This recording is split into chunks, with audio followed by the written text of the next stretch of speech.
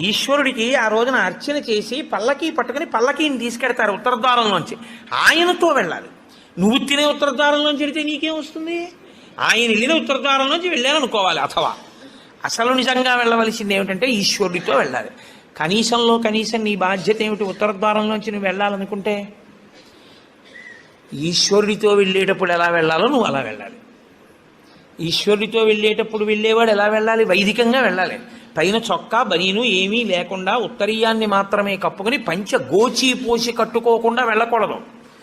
గోచీ పోసి కుర్చీళ్ళు పెట్టుకుని వెనక్కి దోపుకోకుండా వెడితే మహాపాపం. వేదం పటలపన్నం చెప్తోంది.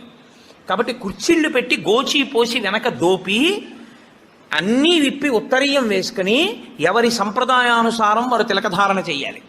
నీకు ద్వాదశనామములైతే ద్వాదశనామములు, నాకు విభూతి ధారణ ఎలా చెప్తే అలా నేను విభూతి ధారణ నేను చేసి